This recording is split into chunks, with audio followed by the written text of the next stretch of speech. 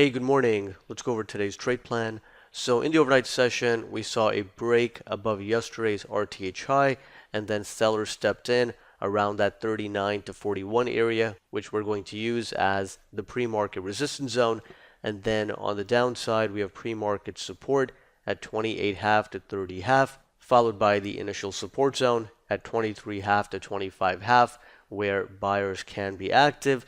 And then below that, we have support at 15 quarter to 1975.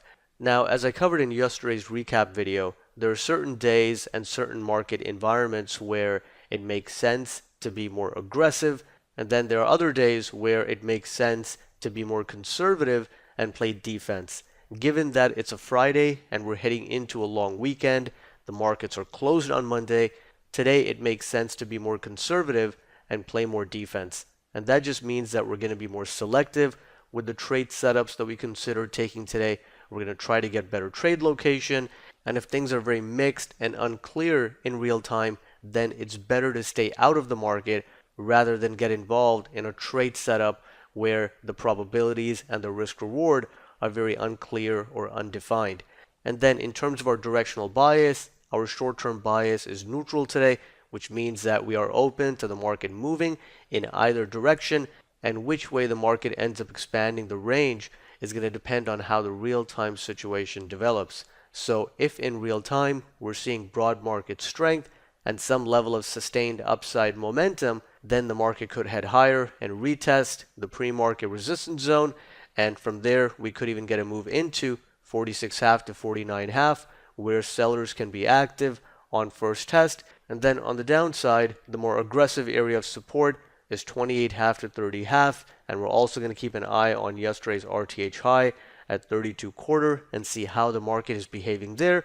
If buyers are holding ES above pre-market support and above yesterday's RTH high, and we're seeing signs of strength in the underlying internals with the AD trending higher, then those would be bullish indications which could lead to a move into pre-market resistance and initial resistance.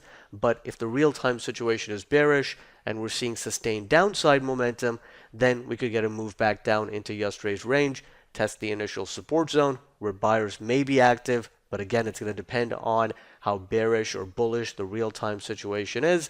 And then from there, if we're seeing sustained downside momentum, ES can head lower into 15 quarter to 1975.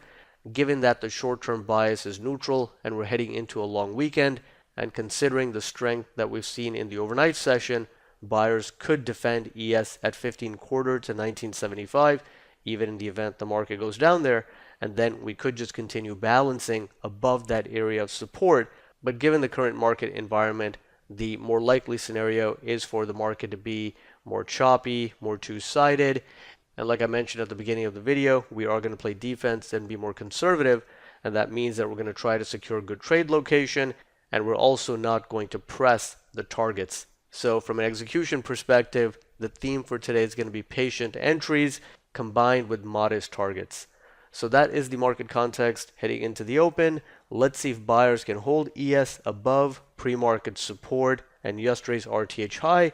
That'll provide a bit of a tell off the open as to which side is being more dominant, and we'll take it from there.